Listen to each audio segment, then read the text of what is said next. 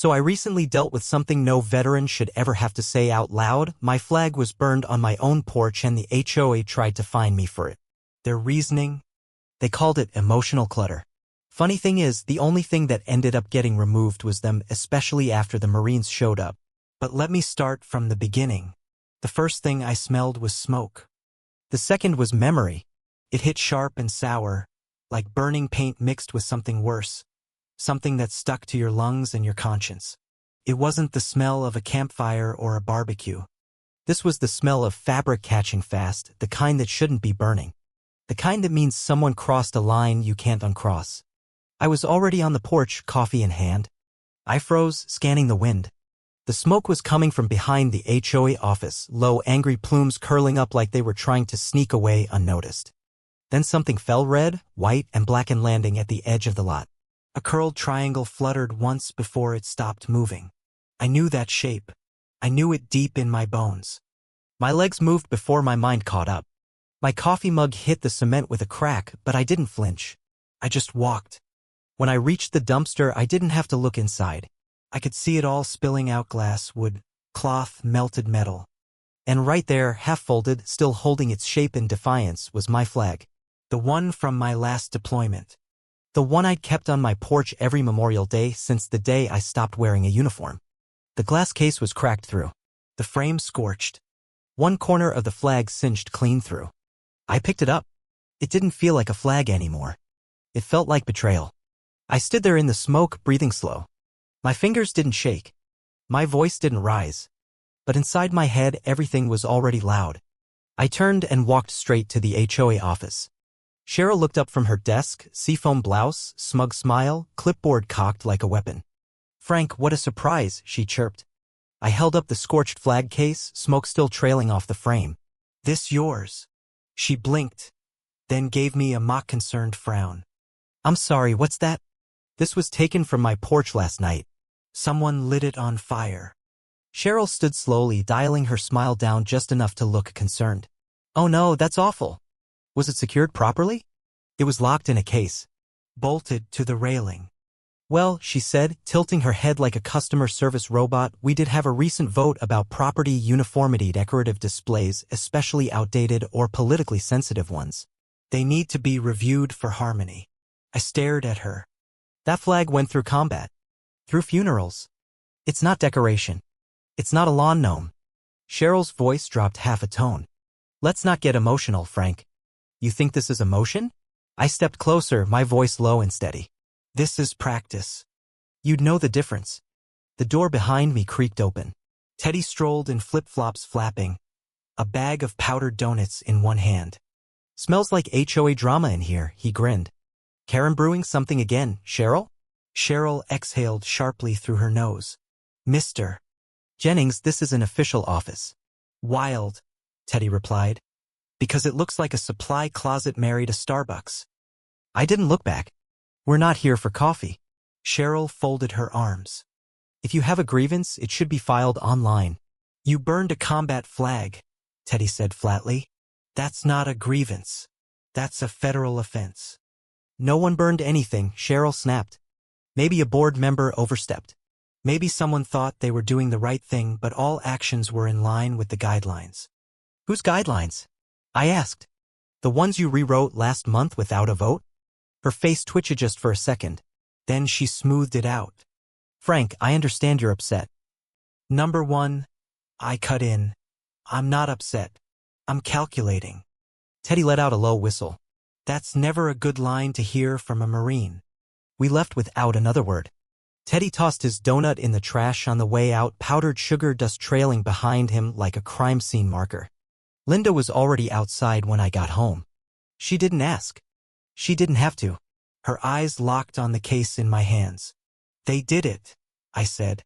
"They really did it." She touched the edge of the cloth. Her fingers came back black. "What now?" she asked quietly. I laid the frame on the porch table and sat down in the old chair I built after retirement, back when I thought I'd finally found a place quiet enough to forget what war felt like. The wind tugged gently at the singed cloth. The smell of smoke was still in my shirt, my skin, my chest. Linda sat beside me but said nothing. She didn't have to. She knew. Teddy returned 10 minutes later. Same flip-flops. No donut this time. You know, he said, some cultures treat burning a flag as a declaration of war. I didn't look at him. He sat down beside me. You want to go loud? Not yet, I replied. I got smoke grenades in the garage. I said not yet. He leaned back, folding his hands behind his head. Copy that, Gunny. I didn't sleep that night. That flag wasn't just cloth. It wasn't just a memory. It was a promise. A symbol. A silent oath. They thought burning it would make me disappear. But all they did was light the fuse on a fight they weren't ready for.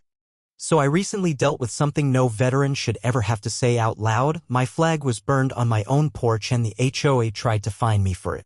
Their reasoning? They called it emotional clutter. Funny thing is, the only thing that ended up getting removed was them, especially after the Marines showed up. But let me start from the beginning. That previous text remains unchanged. The next morning, as the smoke smell still clung to the air, I started gathering what I needed for the next move. I didn't start with threats. I didn't scream. I didn't bang on doors. I knew better. Instead, I started with my own paperwork. I pulled out the folder where I kept every HOA letter, every notice, every picture I'd taken of my flag in its place over the last several years. Documentation. Evidence. Proof that what they called emotional clutter was something far more important.